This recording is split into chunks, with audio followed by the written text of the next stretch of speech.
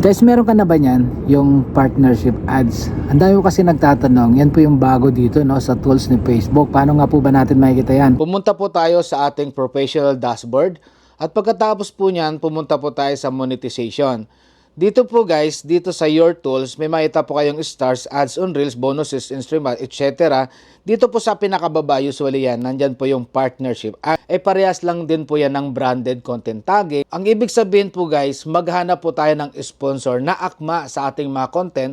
Ngayon, magsisend po tayo ng email sa kanila kung sakaling maaprubahan po nila yung ating nire-request na pwede nga po tayo makipag-partner sa kanila. At kung meron po kayong mga agreement, kung sakali na nakapasa po kayo sa kanilang panlasa, well, pwede nyo na po silang itag kapag kayo po ay mag-upload ng video, like for example sa inyong Reels. So dito nyo lang po yan makikita, pag nakapag-upload po kayo ng video sa inyong Reels, next nyo po ito, dito po sa option na yan, may makikita po kayo ditong tag business partner. Ayan po nakalagay, a paid partnership disclosure. Ayan. So, dyan po, ilalagay nyo lang po kung ano po yung brand nila. Once po na na-upload nyo po yan, makikita nyo na po na ina-tag nyo nga po yung company po na yon. But, remember po guys ito, napaka-importante po nito. Kapag kayo po ay hindi naman na-aprobahan ng isang kumpanya, well, kung ako po sa inyo, wag nyo po basta-basta itatag. Bakit po ba? Dahil po yung content nyo na po na yon, once na meron po nakatag na branded yan, na kayo po ay meron nakalagay na paid partnership ads, ibig sabihin po, hindi po kayo babayaran ni Facebook Hindi po kayo babayaran ni Facebook. Kasi ina-expect po ni Facebook yan, ang magbabayad po sa inyo, yung inyo pong kapartner na company na inyo pong itinag.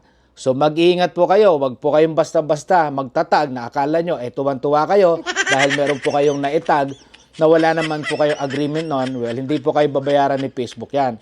So, yan po ay isang malaking paalala po at wag po kayong magkakamali.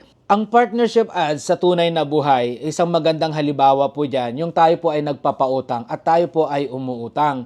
Kasi po, ang isang kumpanya, bago sila magkakaroon ng interest sa iyong Facebook profile o page man po yan, kailangan makitaan po muna nila na yung nga po ang ating mga content na ina-upload ay magkakaroon po sila ng pakinabang. Ibig sabihin, marami po kayong mga viewers dyan, marami po kayo, maganda po yung community nyo dyan, para nang nun, pag naglagay po sila ng product nila at nakipag-agree po sila at babayaran po nila kayo, ay magkakaroon nga po sila ng pakinabang sa inyong page. Ganun lang po yan. So sa buhay guys, paano tayo magkakaroon o magkakaroon ng tiwala yung mga tao na sa paligid sa atin? Number one po dyan yung tayo po ay umuutang. Kailangan po guys, kapag tayo po ay nagsabi ng takdang panahon kung kailan tayo magbabayad, no matter what happen, wala man tayong pangbayad, kailangan nating sabihin doon sa ating inutangan dahil maawa naman kayo dahil hindi nyo alam kung gaano kahirap yung pera na yun na kinita nila para lang nun maipautang sa inyo. Pero para sa inyo, take for granted na lang na para bang thank you na lang. Huwag po sanang ganon.